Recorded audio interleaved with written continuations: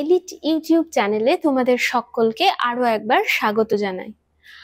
আমরা আজকে পড়ব বাংলা ভাষা ও সংস্কৃতি থেকে তোমাদের যে দ্বিতীয় চ্যাপ্টারটি রয়েছে, অর্থাৎ বাংলা ভাষার যে পোর্শনটা রয়েছে, যে অংশটা রয়েছে, সেখান থেকে যে দ্বিতীয় অধ্যায়টি রয়েছে, অর্থাৎ বাংলা ভাষা ও তার শাখা প্রশাখার পরবর্তী যে অধ্যায় ধ্বনিতত্ত্ব, সেটি সম্পর্কে কিছু পরীক্ষায় আসতে পারে এরকম কিছু ইম্পর্টেন্ট এমসিকিউ।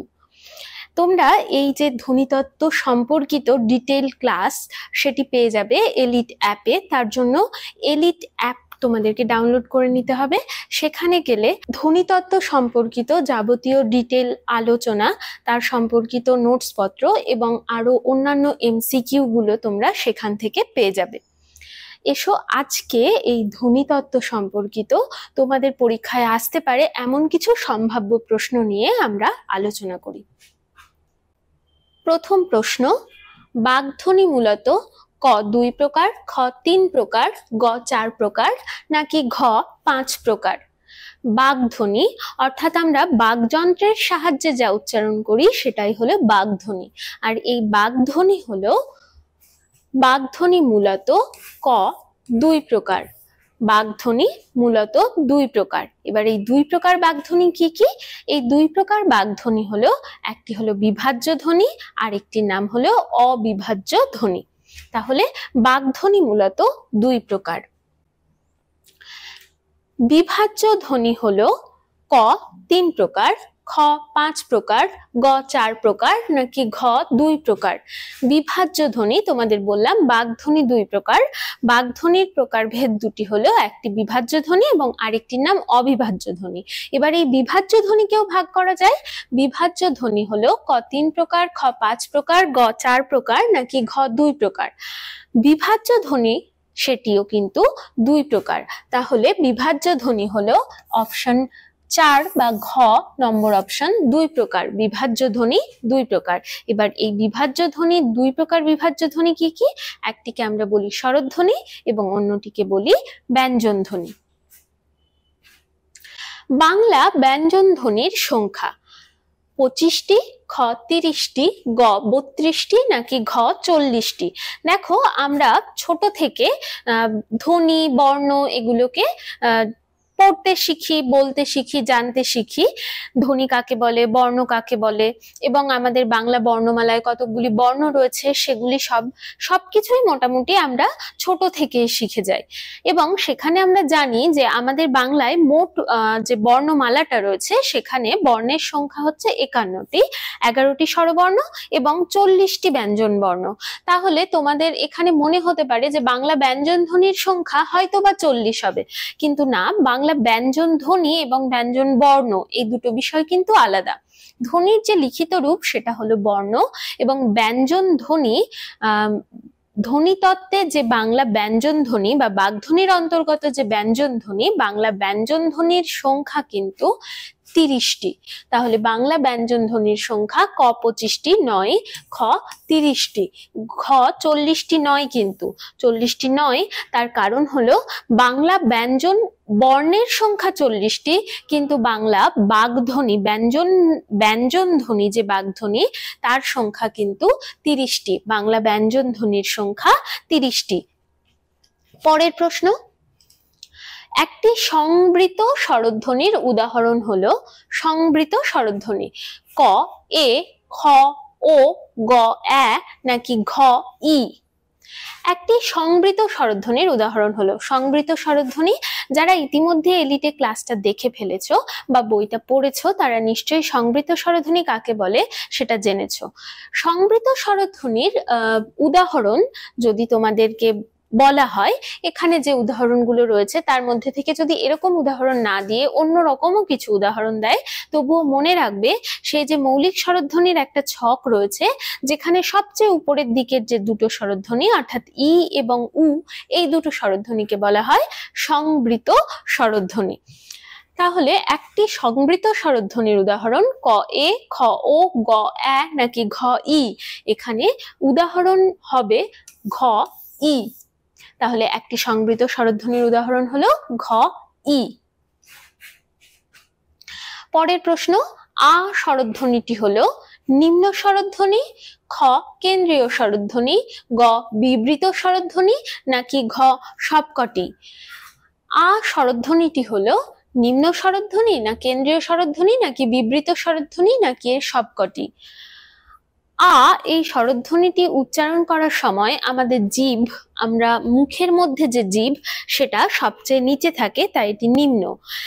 মুখবিবরে যে শূন্যতার পরিমাণটা হয়, ই এবং উ উচ্চারণ করতে গেলে জিভটা আড়াআড়ি ভাবে অনেকটা উপরে উঠে যায়, তখন কিন্তু মুখবিবরের শূন্যতার পরিমাণ সবচেয়ে কম।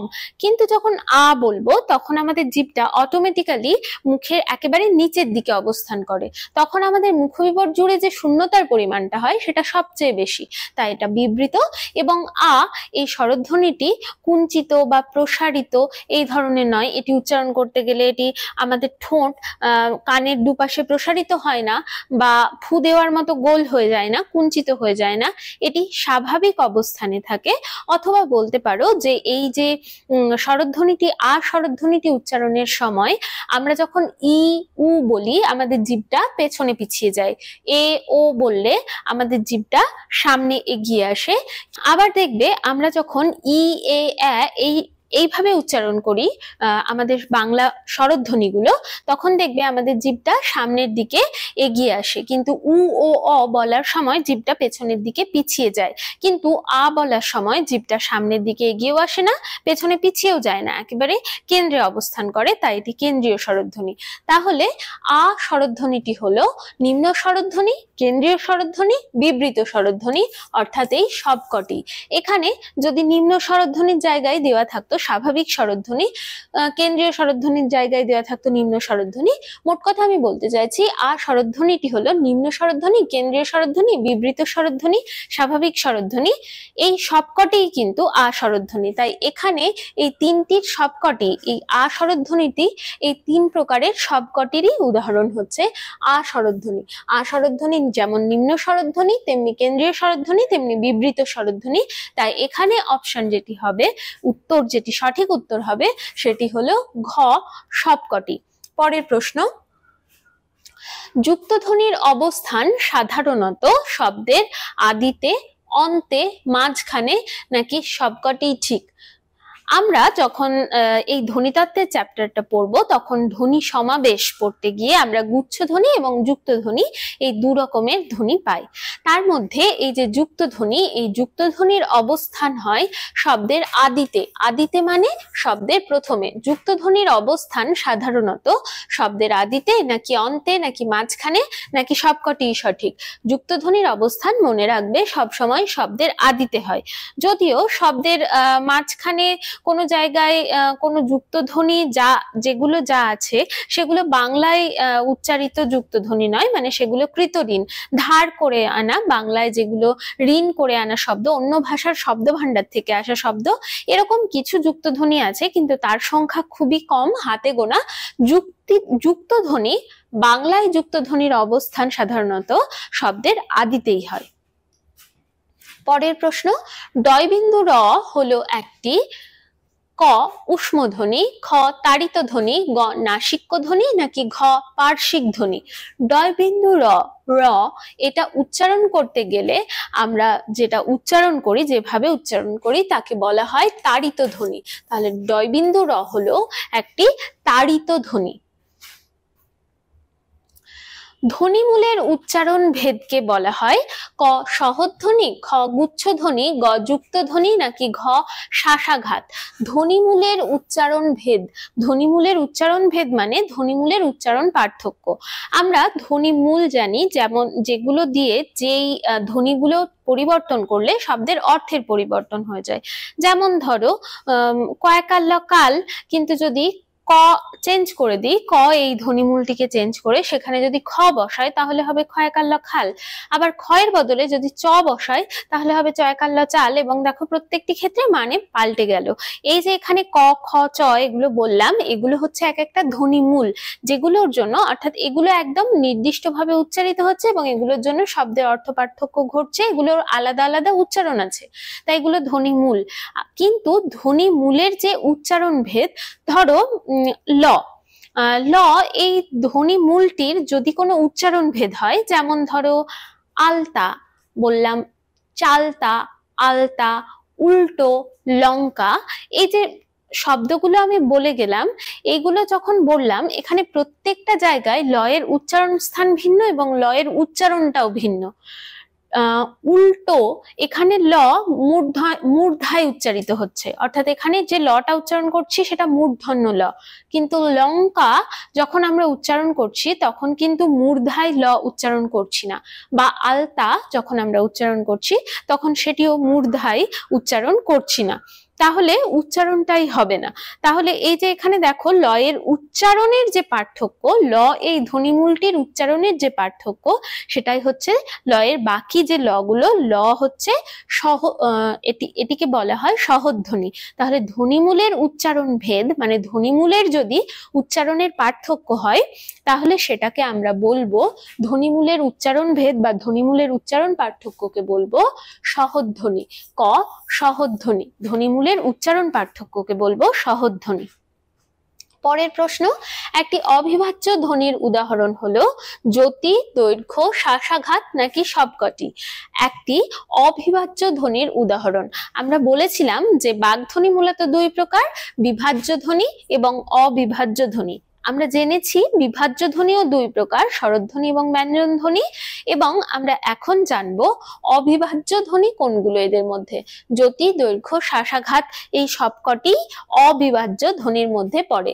একটি অবিভাজ্য ধ্বনির উদাহরণ হলো, তাহলে এখানে এগুলির সবকটি হবে, উত্তর হবে সবকটি, ঘ নম্বর সবকটি। জ্যোতিকেও অবিভাজ্য ধ্বনি বলা হয়, দৈর্ঘ্যকেও অবিভাজ্য ধ্বনি বলা হয়, শ্বাসাঘাতকেও অবিভাজ্য ধ্বনি বলা হয়, এবং সুর তরঙ্গ এটিকেও অবিভাজ্য ধ্বনি বলা হয়ে থাকে। পরের প্রশ্ন, ত এবং থ হলো দন্তধ্বনি, খ মূর্ধন্য ধ্বনি, গ তালব্য ধ্বনি নাকি ঘ ঘোষ ধ্বনি? ত এবং থ হলো ক দন্তধ্বনি, খ মূর্ধন্য ধ্বনি, গ তালব্য ধ্বনি নাকি ঘ ঘোষ ধ্বনি? ত থ যখন আমরা উচ্চারণ করি তখন আমরা আমাদের জিভ কোথায় গিয়ে থাকে? ত এবং থ যখন আমরা উচ্চারণ করব, কেয়ারফুলি মানে খুব সচেতন ভাবে উচ্চারণ করতে গেলে তোমরা লক্ষ্য করবে যে ত থ উচ্চারণ করার সময় তোমাদের জিভ দাঁতে গিয়ে ঠেকছে। তাহলে এই যে ত থ এগুলি হলো দন্তধ্বনি, ত থ এগুলোকে বলা হয় দন্তধ্বনি। পরের প্রশ্ন, তিনটি ব্যঞ্জনের সমাবেশে তৈরি যুক্তধ্বনির সংখ্যা। তোমাদের বলছিলাম যে যুক্তধ্বনি এবং গুচ্ছধ্বনি, অর্থাৎ ধ্বনি সমাবেশ বলছিলাম, ধ্বনি সমাবেশের যে দুরকম প্রকারভেদ, যুক্তধ্বনি এবং গুচ্ছধ্বনি, এর মধ্যে তিনটি ব্যঞ্জনের সমাবেশে তৈরি যুক্তধ্বনির সংখ্যা ক একটি, খ তিনটি, গ আটটি নাকি ঘ দুটি? তিনটি ব্যঞ্জনের সমাবেশে তৈরি, এই কথাটা ভালোভাবে খেয়াল করবে, যুক্তধ্বনির সংখ্যা ঘ দুটি। তিনটি ব্যঞ্জনের সমাবেশে তৈরি যুক্তধ্বনির সংখ্যা দুটি, এখানে কিন্তু গুচ্ছধ্বনি বলা হয়নি, এই ব্যাপারটা ভালো করে লক্ষ্য করবে। দুটি ব্যঞ্জনের সমাবেশে তৈরি গুচ্ছধ্বনির সংখ্যা, এখানে আবার দেখো গুচ্ছধ্বনি বলা হলো, যুক্তধ্বনি বলা হয়নি। দুটি ব্যঞ্জন ধ্বনির সমাবেশে তৈরি গুচ্ছধ্বনির সংখ্যা হলো ক আটটি, খ 28টি, গ 200টির বেশি, ঘ 30টির বেশি। দুটি ব্যঞ্জন ধ্বনির সমাবেশে তৈরি যে গুচ্ছধ্বনি তার সংখ্যা 200টির বেশি।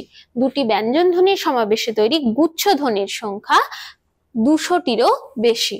পরের প্রশ্ন, বাংলায় অর্ধস্বর আছে ক একটি, খ তিনটি, গ 4টি নাকি ঘ 5টি? বাংলায় অর্ধস্বরের সংখ্যা হলো 4টি, যদিও এটা নিয়ে বিতর্ক আছে, কিন্তু সাধারণভাবে বাংলায় অর্ধস্বরের সংখ্যা বলা হয় 4টি। বাংলায় 4টি ব্যঞ্জন ধ্বনির সমাবেশে তৈরি গুচ্ছধ্বনির সংখ্যা, 4টি ব্যঞ্জনের সমাবেশে তৈরি গুচ্ছধ্বনির সংখ্যা হলো ক একটি, খ তিনটি, গ 8টি নাকি ঘ 2টি? বাংলায় 4টি ব্যঞ্জন ধ্বনির সমাবেশে তৈরি গুচ্ছধ্বনির সংখ্যা মাত্র 1টি। 4টি ব্যঞ্জনের সমাবেশে তৈরি যে গুচ্ছধ্বনি তার সংখ্যা মাত্র 1টি। পরের প্রশ্ন, ধ্বনিতত্ত্বের রীতি অনুযায়ী ধ্বনিমূলকে প্রকাশ করা হয় এখানে দেখো ফার্স্ট ব্র্যাকেট আছে, সেকেন্ড ব্র্যাকেট আছে, এখানে স্ল্যাশ আছে দুটো, এবং লাস্ট যে অপশন ঘ অপশন সেখানে থার্ড ব্র্যাকেট রয়েছে। ধ্বনিতত্ত্বের রীতি অনুযায়ী যখন ধ্বনিমূল একে প্রকাশ করা হয়, কোনটা ধ্বনিমূল বোঝাচ্ছি কোনটা সহধ্বনি বোঝাচ্ছি সেগুলোকে যখন আলাদা করে লেখা হয়, তখন প্রত্যেকটার ক্ষেত্রে তো আলাদা আলাদা করে লিখে দেওয়া হয় না যে এটি ধ্বনিমূল এটি সহধ্বনি, তখন চিহ্ন ব্যবহার করা হয়। তাহলে ধ্বনিতত্ত্বের রীতি অনুযায়ী ধ্বনিমূলকে প্রকাশ করা হয় যে চিহ্ন দ্বারা, সেটি হলো গ নম্বর। এই চিহ্ন দ্বারা ধ্বনিতত্ত্বের রীতি অনুযায়ী ধ্বনিমূলকে প্রকাশ করা হয়। কেমন? যদি ধরো ক একে ধ্বনিমূল হিসেবে লিখি, তাহলে আমরা লিখবো এরকম। যদি লিখি ল এবং তাকেও ধ্বনিমূল হিসেবে লিখি, তাহলে চিহ্ন ব্যবহার করব এই রকম। কিন্তু আবার এখানে একটা জিনিস মনে রেখো, ধ্বনিতত্ত্বের রীতি অনুযায়ী ধ্বনিমূলের বদলে প্রশ্নটা যদি আসে সহধ্বনিকে কিভাবে আমরা চিহ্নিত করব, তাহলে যে চিহ্নটি ব্যবহার করা হয় সেটি হলো এই থার্ড ব্র্যাকেট। যে চিহ্নটি ব্যবহার করা হয় সহধ্বনি বোঝানোর ক্ষেত্রে সেটি এই থার্ড ব্র্যাকেট। তাহলে সহধ্বনি যদি ল, এই যে মূলধ্বনি বা ধ্বনিমূল, এর সহধ্বনি যদি লিখি আমরা, তাহলে এটাকে এভাবে লিখবো, তাহলে বুঝবো যে এখানে ল আসলে বোঝানো হয়েছে এটি একটি সহধ্বনি। তাহলে ল যদি এরকম ভাবে লেখা থাকে তাহলে সেটি সহধ্বনি, কিন্তু ল যদি স্ল্যাশের মধ্যে লেখা থাকে, এই দুটো বাঁকা দাগ এর মধ্যে লেখা থাকে, তাহলে ল হলো কিন্তু ধ্বনিমূল বা মূলধ্বনি। পরের প্রশ্ন, বাংলা ভাষায় মৌলিক স্বরধ্বনির সংখ্যা। বাংলা ভাষায় মৌলিক স্বরধ্বনির সংখ্যা ক 11টি, খ 12টি, গ 7টি, ঘ 9টি। বাংলা ভাষায় মৌলিক স্বরধ্বনির সংখ্যা। তোমাদের মনে হতে পারে বাংলায় স্বরধ্বনির সংখ্যা আমরা তো পড়েছি স্বরধ্বনি 11টি, কিন্তু না, এটা স্বরধ্বনি নয়, আসলে স্বরবর্ণ। বাংলায় যে কটি মৌলিক স্বরধ্বনি রয়েছে, সেই কটি হলো 7টি। সংখ্যা হলো 7টি। বাংলায় মৌলিক স্বরধ্বনির সংখ্যা 7। আর বাকি যা আমরা বলি সেগুলি মৌলিক স্বরধ্বনি যৌগিক স্বরধ্বনি মিলিয়ে বলি 11টি। যেমন অ, আ, হ্রস্ব ই দীর্ঘ ই, হ্রস্ব উ দীর্ঘ উ, রি, এ, ওই, ও, ঔ, এই যে 11টি আমরা লিখে এখন বাংলা বর্ণমালা থেকে বাদ দেওয়া হয়েছে, এই যে 11টি স্বরধ্বনি আমরা বললাম, এই 11টি স্বরধ্বনির প্রত্যেকটি কিন্তু মৌলিক স্বরধ্বনি নয়। বাংলায় মৌলিক স্বরধ্বনির সংখ্যা রয়েছে 7টি। এই গেল আমাদের ধ্বনিতত্ত্ব সম্পর্কিত তোমাদের সম্ভাব্য যে এমসিকিউ, যেগুলো পরীক্ষায় আসতে পারে সেই সম্পর্কিত এমসিকিউ এর আলোচনা। তোমাদের পরীক্ষার প্রস্তুতিকে যদি তোমরা আরো ভালোভাবে নিতে চাও, আরো নিখুঁত করে তুলতে চাও, তাহলে ডেসক্রিপশন থেকে এলিট অ্যাপটি ডাউনলোড করে নিও। এলিট অ্যাপ থেকে তোমরা ধ্বনিতত্ত্ব সম্পর্কিত তোমাদের যাবতীয় ডাউট ক্লিয়ার করার জন্য আলোচনা এবং এমসিকিউ, তার সঙ্গে সঙ্গে নোটস পত্র সবকিছুই পেয়ে যাবে। ততক্ষণ ভালো থাকো, ভালোভাবে লেখাপড়া করতে থাকো। পরের কোনো আরেকটি এমসিকিউ এর ক্লাসে আমাদের আবার খুব তাড়াতাড়ি দেখা হবে। এই ধরনের এডুকেশনাল ভিডিও আরও দেখতে চ্যানেলটিকে সাবস্ক্রাইব করে এলিট পরিবারের মেম্বার হয়ে যাও। Thank you so much and always remember, knowledge worth sharing.